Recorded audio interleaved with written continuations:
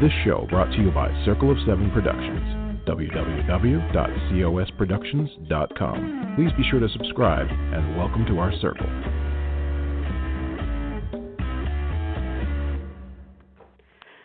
Well, hello, everybody. This is Patricia W. Fisher with Readers Entertainment Radio, and it has been a crazy long time since I've talked to everybody. The new year is upon us, and everybody's sadly well into the new year. I know that 2020 has just kicked us all in the face already, and then here we are already the second full week of January. So how about that? You know, who knew?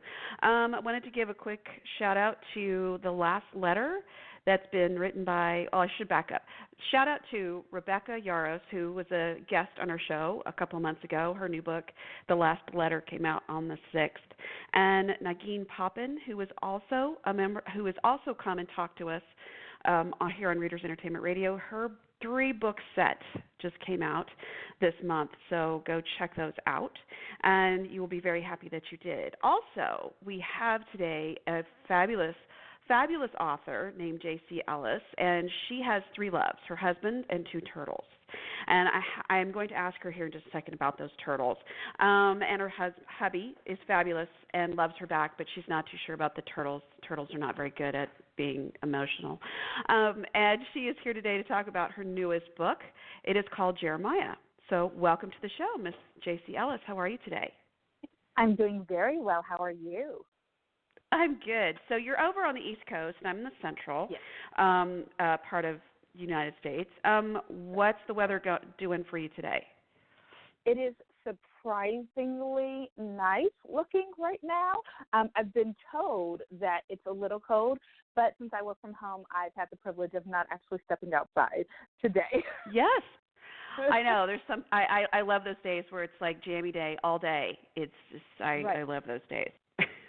Which is, absolutely. That's workwear. So right. Tax I'm deductible. still in my pajamas. I'm still in my robe. Yeah. So I love it. So let's start with. I have to ask you because my son is going to ask me about this. Okay. What kind of turtles do you have? What kind of turtles? Obviously, I have a dog because she's just now barking. She's just decided that now is the perfect time to say something, now that she's been quiet for 30 minutes. Well, that's because she knows she's on the phone with a dog lover, and so I'm like, hi, doggy, we love you. I have an Eastern box turtle and an American woods turtle, and so they are both box turtles. They're actually both fairly small. They weigh around a pound each. Okay. So tiny, they can fit in your hands. Yes. Oh, absolutely. Okay. And if they're in a good mood, they might stay in your hands, but no, they like to be down. They like to crawl around. They like to do whatever it is they want to do. Right. Yeah, I mean, turtles are fun. My son, we call him the turtle because he's just kind of slow and steady. You know, he's very methodical of how he does things. So he's and we've been to down in South Padre here in Texas. We've been to a couple of hatchling releases. Yes. Oh my God, yes. Yeah, and you've got to get up at dark 30 to go. Yes. And it really is beautiful. Yes. It really is beautiful to see, but sadly, they'll release these little hatchlings, and you make a big U, so you're all watching them. You can't, of course, touch them, and then you're trying, making sure that the birds come. And sadly, some hatchlings just don't realize that they're supposed to move to the water, so they just kind of sit there. And you're thinking, yeah, this is why you're having trouble with your numbers. Let's get in the water now. So, you have the people who volunteer will, they've got their methods, but obviously you can't go out and put them in the water. So, right. Yeah. But, yeah. Absolutely. So those are the Kemp Ridley turtles that they work with, and so it's been a fun thing to see. But so we've got our turtles covered. Yes. And they're both grown right now, so they're not out to they don't want to be bothered right now, so that's right. So how do you know the difference I know every species is different with the bigger turtles, the tails are different or what have you for the males versus females. Is it similar for your turtles? they're both females. They both laid eggs on me, and so I was minding my own business, and the next thing you know, I've got eggs in their cages, and I'm like, oh, well, okay then. Now I know what I have.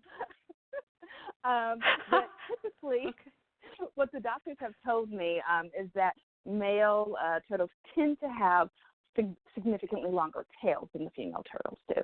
And so both of my turtles have very, very, very short tails. And so the doctors are the ones who are like, yeah, pretty certain that these are females. Let's see if they lay eggs. And so they have. And that's it. And it's so sad because they're unfertilized eggs. And so I have to get rid of them. And then the turtles are so devastated. They're trying to hover over them and burrow them. And then I have to get rid of them, and I hate it. Oh, wow. Yeah. My husband, when we first met, he had a cockatiel, and I didn't realize this, but for certain cockatiels specifically, the little, yellow and gray ones, they're so similar that a lot of times you can't tell if they're male or female unless you do blood test. And so, but apparently the birds can't tell either. So you'll get a lot of varieties of pairings of the birds because they don't know if they're male or female, which I thought, it really is. I thought, sure, Well, so there's a whole species who's like, hey, I dig you, let's hang out. Honestly, we might be better off if we all kind of just did that, but that certainly. That is my new knowledge for the day. I did not know that. I'm here for that. I know. Okay. I know, it's crazy pants. So let's back up because now we talked turtles and birds. So let's talk about your writing and your story. So tell me, as a kid, were you a big reader, or was that something that came later? I have always been a big reader. I am an only child. And on my dad's side of the family, which is where we grew up near, I'm actually the only grandchild. I have no other cousins that are around me either. So I grew up with the closest family member being 18 years older than me. And so I was always in my own little world buried in a book. Oh, wow. So tell me some of those early childhood stories that you loved to read. So I was a huge fan of the Chronicles of Narnia. I completely missed all of the religious subtext of it, so there's that. I've always been a series reader, so Sweet Valley High and the Babysitters Club and all of the Nancy Drews. Never got into the Hardy Boys, but I loved some Nancy Drews. And I was just a series girl. I would buy them all the minute they came out. My mom would take me to Walden Books, and I would buy 4 at a time, and I'd read them all that same day, and then I'd read them, and then I'd reread the series from start to finish until it was time to go back the next month and get the next ones. Right, and sadly, we lived at such a tumultuous time that we had to actually wait for books to come out a year. Can you imagine? I cannot. How did we survive? I really don't know. And, you talk about Walden's books. I used to love, walking around the mall, and you would always hit the bookstore because it was usually close to Wicks and Sticks, was like a candle store. And then you also there was a place called Bookstop. Did they have that where you lived? Not that I remember. Okay, because it was B. Dalton Walden's books. Yeah. And then you had. I definitely had those too. Yes. Right. And then, of course, the library. I was never a library girl because that whole returning the books and not being able to keep them did not sit well with me. So I have a huge respect for the library growing up, but I am positive unless the Oakland Public Library has gotten rid of its fines, I am positive I've got 30-year-old fines there. You might. There might be. You never know. But, I need to go pay those off if I do, but I hated returning books. I know. And a lot of times it was just one of those things that you just found. That was kind of the the treasure hunt, wandering through the bookstore. Yes. And so you've got you've read Nancy Drew, and so you're going through school, and was becoming a writer something that came early, middle, late? When did it hit you that, this might be something I want to do? So I always wanted to be a writer. And then I decided that I needed to get a job that made real money. And then I decided I wanted to be a paralegal because I really like office supplies, which works with being a writer and me and Post-it notes. And then my mother was like, why would you want to be a paralegal? And I was like, because I don't want to do the work of being an attorney. And now that I've been an attorney for almost 15 years, I was right to want to be a paralegal. But it's kind of too late for that part now. But I always, it was my first love, was always to be a writer. And then, I decided it wasn't something that was feasible in the quote unquote real world. And, I decided at like the tender age of 7 or so. And kind of abandoned that goal, and then was fortunate enough to be able to pick it back up in my mid-30s. So, yeah. Oh, wow. So, I mean, my mom always wanted to be in law because she loved Perry Mason, but she loved the show, but she loved, is it Della? Was it that was his assistant? Yes, Della Street, yes. She wanted to be Della. She wanted to be Della. She wanted to be Perry Mason because she's like, she had everything done. I mean, she was the reason he was successful. So, so was there somebody in your life like that? Out there, on behalf of all paralegals out there, we thank you. You guys are the reason we get anything done. Blessings upon you. Yes, right. Yeah. Look, paralegals and legal secretaries keep the profession going. So was there anyone who was like that? It's my mother, was like that. My mother had grown up. She'd always, she was a dental hygienist. She just recently retired from actively practicing, maybe just a couple of years ago now. And when I would talk to her boss, for the longest time, he said, we'd make no money if it weren't for the people who did the everyday, day-to-day work, And there was that. And then, my grandmother was a nurse, and she was very much of the doctors would not survive if not for the nurses. And, yep, that was true, too. So I grew up around these very highly educated women who didn't want the spotlight and didn't necessarily need the top role, but were very confident and comfortable in knowing that the big guys, people who got the name brand recognition and whatnot, would not be able to survive if not for the work that they put in. That was kind of a core tenet of my upbringing. I love it. Yeah, I was a nurse for a decade, so I totally get that. Well,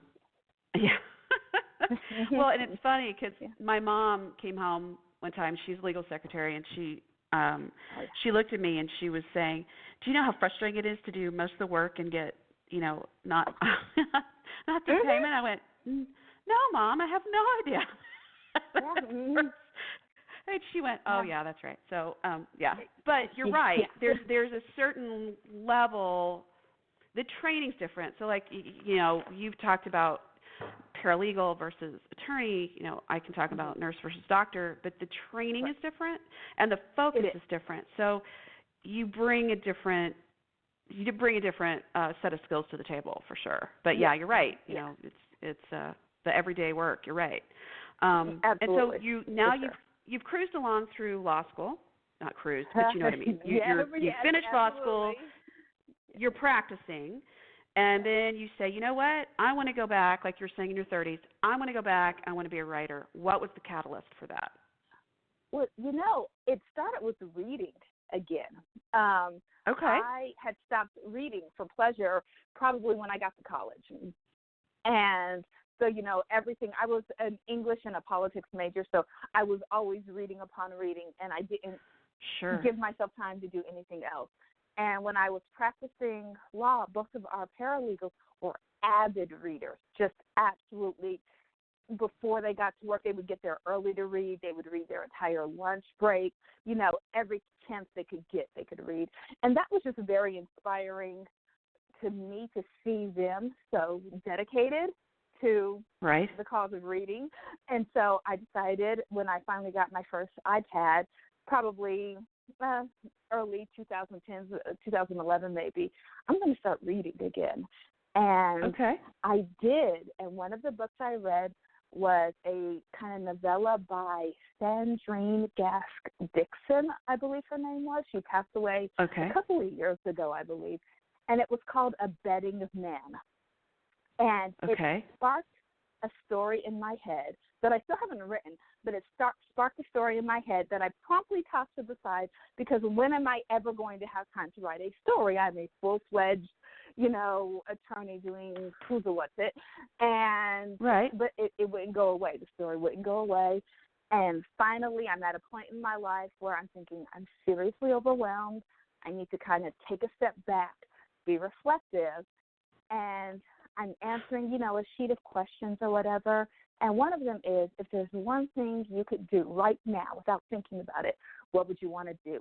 And my answer was to write a story. And I was like, well, heck. And the story's been in my head for like 9 months, and I'm like, oh, well, for Christ's sake, all right, I'll write it then. And then promptly realized I had no idea what I was doing. Okay. So yeah. I haven't read it, so I haven't written it, but the story that's kind of what sparked writing again for me. Yeah, I mean, and it's fun because I've talked to a lot of authors, and they'll say, oh, I read a book and it was terrible. I read a book, it was wonderful. I read a book, I just started reading again. I mean, it's like this theme of the reading, going back, doing something that you love. And I think that we all do that with the, we go to school, or we go to school and have kids or whatever, and then or whatever in life happens, and then we go back to that first love, which is reading. Yes. And absolutely, it's just so incredibly inspiring. And so you've written 3 books, but your most recent book is Jeremiah.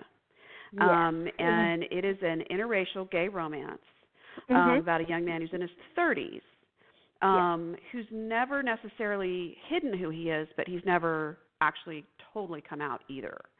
So why this story?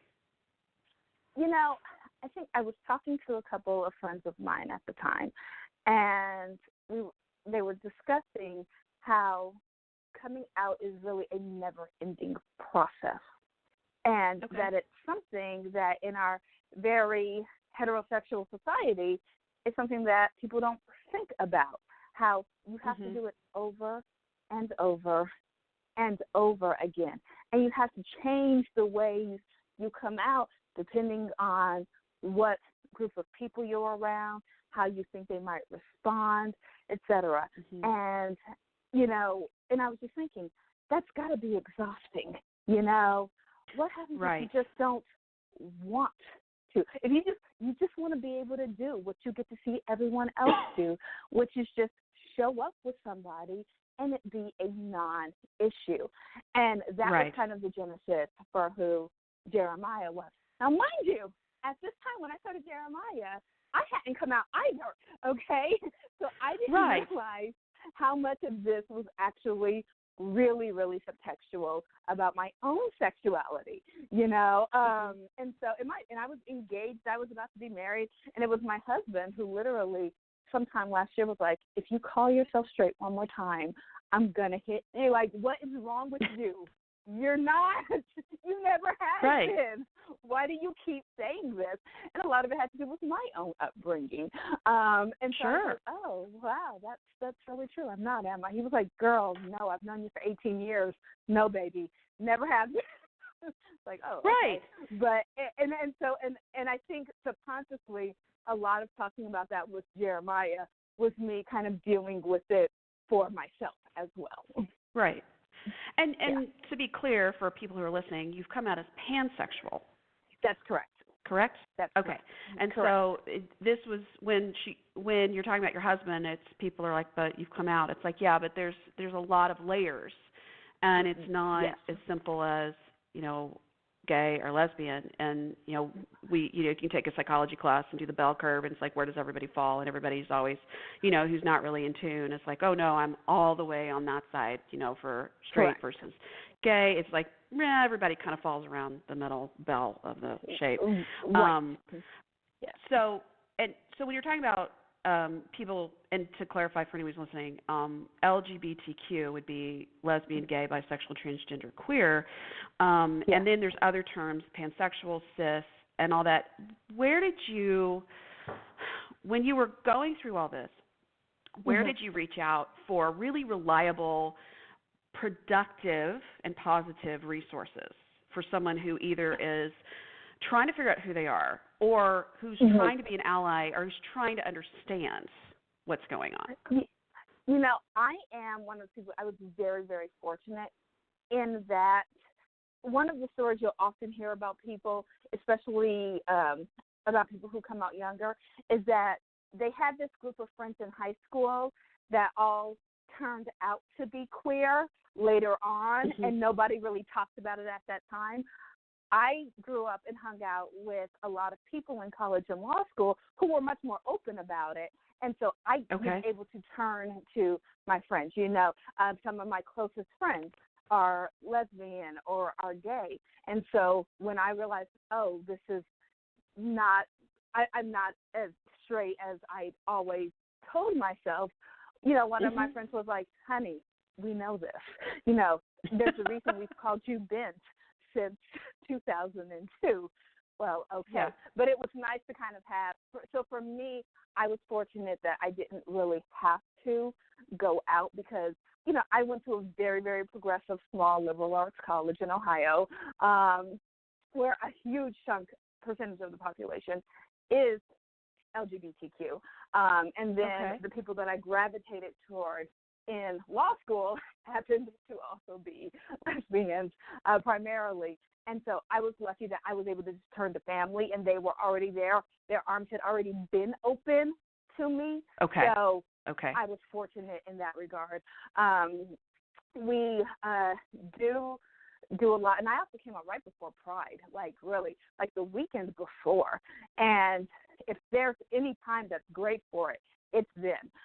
So I got lucky in that regard. I do a lot of donating to Lambda Literary because I want, you know, the voices of people who are queer, you know, to get more focus, to get more spotlight, and to help those who are unfortunately in situations where they aren't allowed to be open or they aren't allowed to have those same level of experiences that I've been fortunate enough to have. So when you're talking about your character and why make him a him? Why not a woman? I mean, what made you want to write from his point of view versus a woman's point of view? You know, I think I'd always been drawn to male-male romance. Originally, I was telling a friend this. I said I was under the remarkably naive impression that you didn't have a lot of the same gender dynamic issues that you had with male-female romance. Fair. I was so young. And by that I mean like 4 years ago. I was so young, right? And so sometimes that was it's all mental, you know? Yes, I'm telling you. And so that was kind of why I was kind of originally drawn to male. And female just wasn't in abundance the way it is now. You know, you had those authors that I loved, like Melissa Braden and whatnot, but a lot of the female are WLW, which for those who aren't familiar is Women Loving Women, were much older, and as my friend who gave them to me said, a little bit rougher around the edges. It wasn't a romance per se. It kind of veered more toward erotica, which wasn't what I was expecting it. And where male was kind of schmoopy, and they were kind of like softer and in love. And, you know, there were a whole bunch of internalized issues within the book, but they felt more like romances to me. And that's kind of why I was gravitated toward MM. And then also, I started writing Jeremiah a couple of months before I was married. And I looked at my husband and said, I'm going to write you a love letter, and it's going to be in the form of a book. And so there is a lot of my husband in Jeremiah. And so Jeremiah is kind of the first of my very long, because apparently I have a lot to say, love letter to my husband. Oh, that's so sweet. Has he read the book? That is an excellent question. My husband's in the medical field, so all of the medical things particular in Jeremiah, he's read those things for accuracy for me. He bought the book, and I'm like, dude, really? I can give you the book. No. So right. He bought the book. So whether or not he's actually sat down and read it, I do not know. Yeah, I get you. Yeah. I do. Yeah. It's like I had a book I released, I think it was like 4 years ago, and my husband just like 2 months ago said, well, I read that book, and I'm like, it's okay. Okay. It's only been there for 4 years. Right. And there's always a discussion because we have 4 kids and we're always juggling stuff, and he says, I don't know how you wrote this because I keep getting interrupted reading it. And I'm thinking, oh, well, that was a lovely thing to say because, yes, I'm busy. Yes. So, yeah, it's interesting how we weave our own personal narrative into our characters. Yes. And so to hear you say you wrote this love letter. Yeah. Right. Right. Yeah. I did not, when I was rereading it, and mind you, I have not read the book since I was doing the proofreads. I forced myself to sit down and listen to it from start to bottom during the proofreads, and I tried to pick it up prior to today, and I found the word chuckle twice on one Amazon location and had to close it immediately. I was like, oh, no. I could not. And so it's gotten, very positive reviews, and people seem to like it, and I'm just so thrilled and awed by that, but I cannot read it yet. Right. When I was doing my last read-through, I was like, there might be a little more of me in Colin than I anticipated. That's fascinating. Like, I had no idea. Oops. Yeah, it's always very interesting how it's woven. And you're right. I mean, sometimes we just put stuff in there we don't realize. And this is a release by Carina Press, correct? Yes. So it's only in digital for now.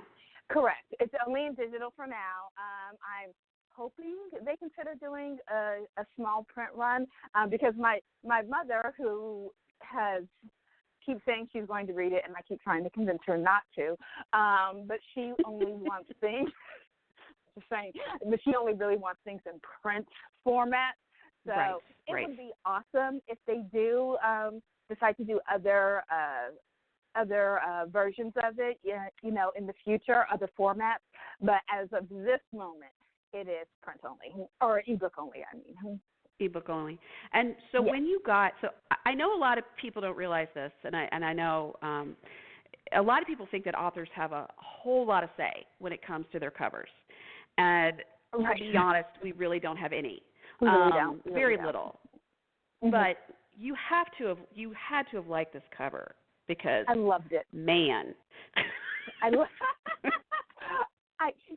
One of the things that I was really grateful for about Carina, and they've been amazing through this whole process, but one of the things I really, really liked was that they didn't shy away from putting a black man on the cover. Now, obviously, Jeremiah is a black man, but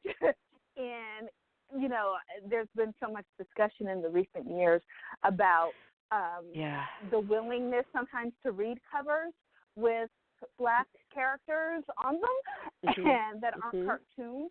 And, Adriana Herrera, her American Dreamer series had, just come out before I got the contract, and I'd seen how willing they were to put people of color on her covers. And so I was really excited. There were literally next to no changes that were made from the original cover. They sent me to the final one. I was like, they sent it, and I was like, and we're done here. Like, I am ready to go, right? So they did a bang-up job. It's amazing. They did. And the author, if you didn't catch that, the author that, or whoever's listening, the author that Jayce mentioned is Adriana Herrera, and she has the American Dreamer series. And so there's 4 books in that series and beautiful covers. So for sure, she's got the 4th book coming out later this year, I believe, March 30th. Yes. So excited for it. Yes. So I mean, just be ready because you're going to be reading a lot of books this year. And so one of the things I wanted to kind of swing back to was your comment about coming out is a repeated thing. And it really struck me because my oldest is a musician, and she plays oboe. And we went to her private lesson a few years ago.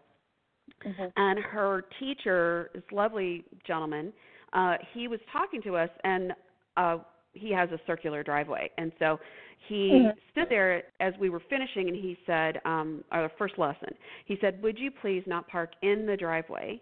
Because, and you could see this pause, and you could see him searching for the right words.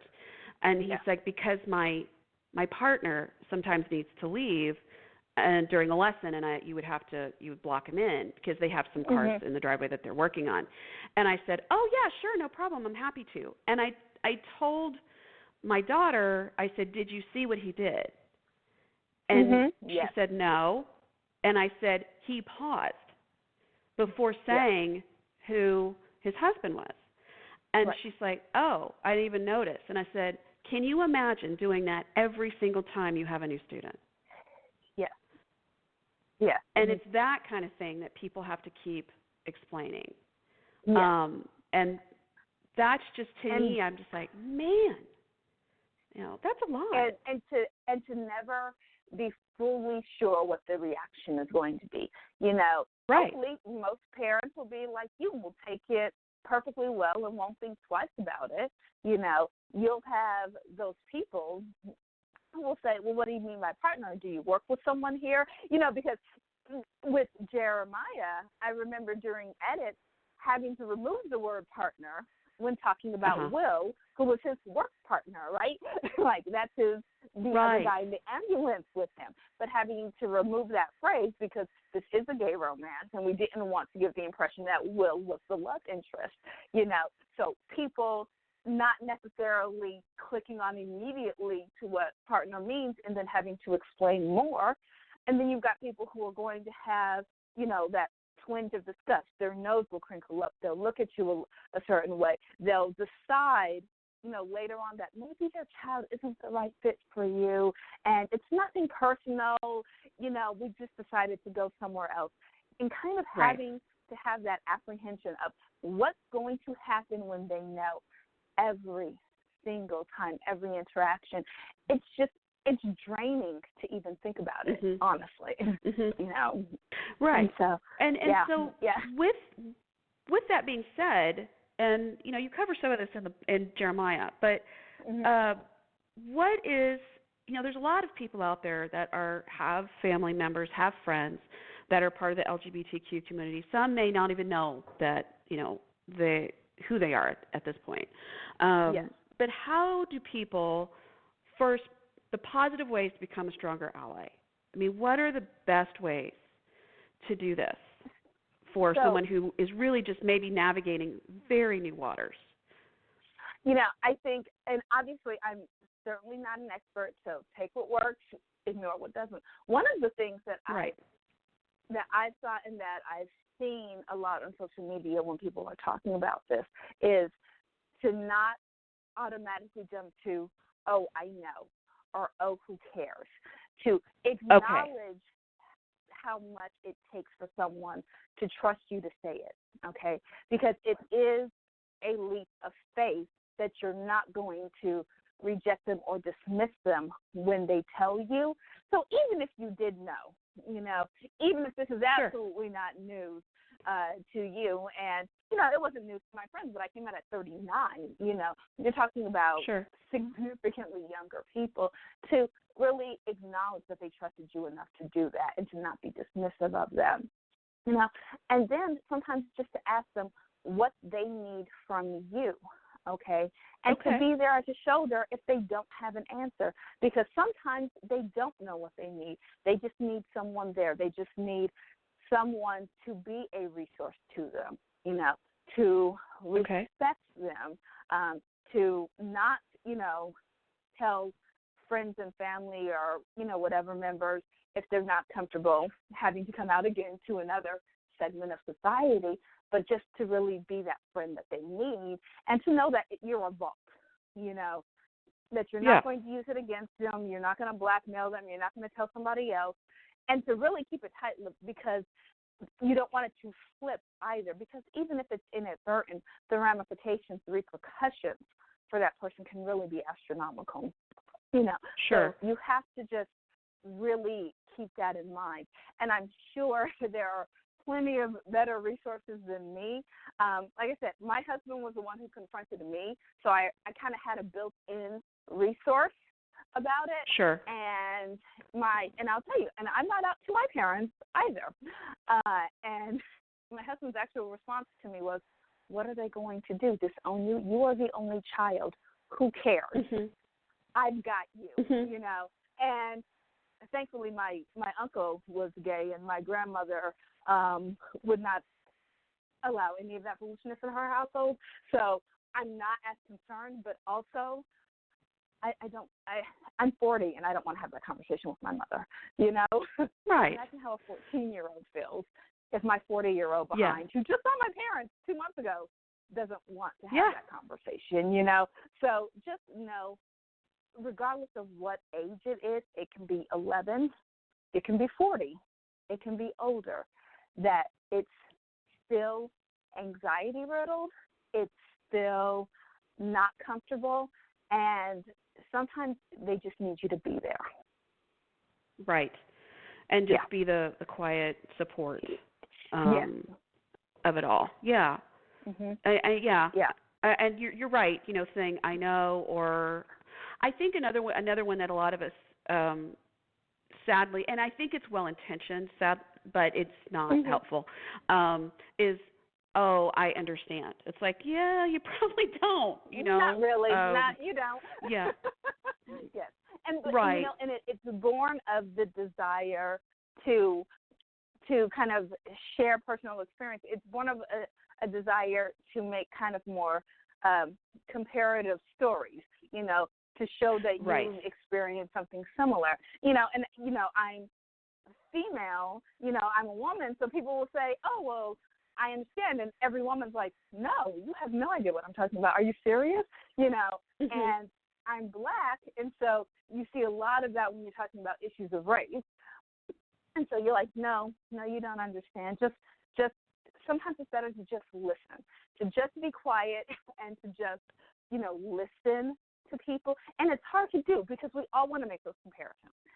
I'm certainly not immune to it by any stretch of the imagination, right? And so I do understand it, and it is, born of a good place, but it also removes the focus from them and puts it back on you, which is not where the focus needs to be. Right. And I think even if, a long time ago, well, let's see, it was 2001, we had a pregnancy that ended at 19 weeks. And so I had but I had a lot of women at my work who were all very well-intentioned, but they were all like, so when I had my first miscarriage, and I was like, oh, I don't even want your story. And instead of simply saying, I'm so sorry, that sucks, or whatever, whatever you want to say for that particular thing, if you ever want to vent, I'm here, right? But instead it's, well, when I had my first miscarriage, and I know it's intended as you're not alone, right? Right. But that's not really what I needed. And so I think anybody going through this, the best thing is, what do you need? Like you're saying, what can I do for you? What do you need? And let's have coffee, or a drink, whatever, I think all of us are really bad at listening sometimes, because it's that one, like you're saying, to fix it, and it's not necessarily to change somebody, but to fix their stress. I think it's hard just to listen.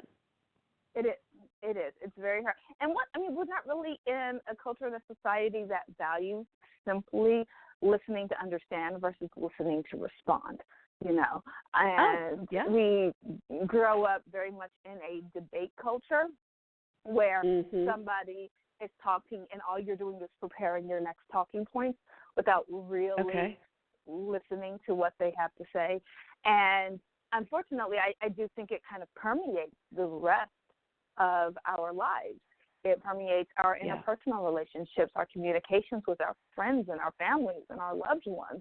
And it's consciously listening to understand and to be an ear is something that you have to work at doing.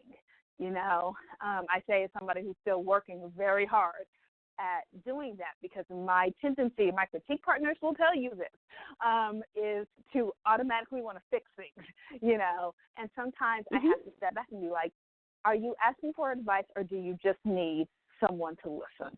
You know? You know what?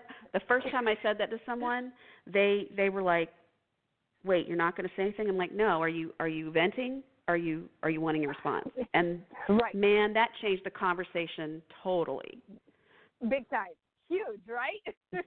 You know, it's a huge shift, because people, even when talking, gear themselves up for a certain type of response, you know, and when it's not forthcoming, because, you know, trying to be conscious that might not be what you want or what you need or what's most helpful to you right now, then it really shifts their entire perspective. For a lot of people, I've found it makes them more comfortable, you know, like they can relax and really get into the nitty-gritty. I'm a divorce attorney, so nobody comes to see me because they're happy. Like, they sometimes just need to vent to somebody, right?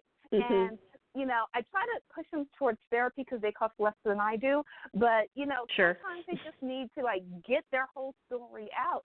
And what they need me to do before I be the attorney is to be the ear, you know, and to be kind of a confidant. And it's good because it's protected by attorney-client privilege, so you can tell me anything you want, and I'm not going to say a word. But, you know, they just, you know, but they sometimes just need that. And so I've gotten better about just letting people go and knowing that I'm not questioning your judgment, I'm not questioning your decisions at this stage in the process. I'll do that a lot later. But, you know, right now, I'm just going to let you go and let you talk, you know. And I think people need to do more of that. I think that's huge in our society, people to just talk less, listen more. Yeah. You know? Yeah. Yes, a little Hamilton quote there. I love it. Exactly. We have about 2 minutes left. So tell me real fast, what is your next story and when should we expect it? Next story is the second in the series, which is Andre, and that comes out July 13th. And it is exciting. I'm in edits for it right now, and it is whipping itself into shape, and I'm super excited for it. Woohoo! I know, that's exciting. I mean, it's always the second in a series is just so fun. Oh, my God. It's so much fun, and it's so nerve-wracking because you want it to be good. I want people to love it as much as they love Jeremiah. Okay, it is not interracial. There are two black protagonists in this book, and there's a little bit of an age gap mixed with a one-night stand, mixed with the forced proximity thing going on, and so it's a lot of fun. Wow. So it's coming out, so July 13th. So 13th. We have been talking to, and I have a feeling I could talk to you for a very, very long time. And so absolutely. next time we see each other, we must sit down and talk some more. I would love that. Absolutely. You've been listening to Jayce Ellis. She is the author of the newest book, Jeremiah, out right now for Carina Press. You can get it on Amazon. A link for that is in the show. And you can find her on Facebook, Twitter, allauthor.com, and Amazon. And also check out Smexy Books, and I will have the link in there because she did a lovely article, guest post, on the 6th of this month about basically writing a character's coming out. So it was a really lovely, lovely article. Thank you for writing that. Thank you. Thank you so much. And absolutely. So if you come back, please come back in July and tell us more about Andre. I will. Absolutely. Sounds like a plan. Absolutely. And so this has been Readers Entertainment Radio with Patricia W. Fisher and Jayce Ellis, and all of the ways you can find her will be in the write-up of the show. And don't hesitate to go out and get Jeremiah now. Thank you so much, Miss Jayce. We will talk to you very soon. Thank you. Absolutely. Thank you so much. Have a good one. This show brought to you by Circle of Seven Productions. www.cosproductions.com. Please be sure to subscribe and welcome to our circle.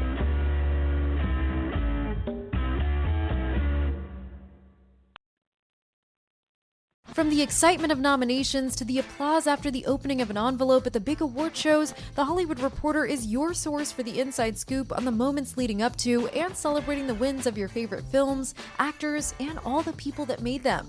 Follow the race at HollywoodReporter.com for predictions, reviews, and voters. Check out the THR Awards Hub for everything you need for award season coverage. Visit THR.com today and subscribe to our newsletters so you don't miss a beat. It can get lonely climbing Mount McKinley, so to entertain myself, I go to ChumbaCasino.com. At Chumba Casino, I can play hundreds of online casino-style games for free, like online slots, bingo, slingo, and more. Plus, I get a daily login bonus. It's just too bad that up here, I don't have anyone to share my excitement with. Woohoo! Live the Chumba life. Anytime, anywhere. Play for free now at ChumbaCasino.com. VGW Group. No purchase necessary. Void where prohibited by law. See terms and conditions. 18+.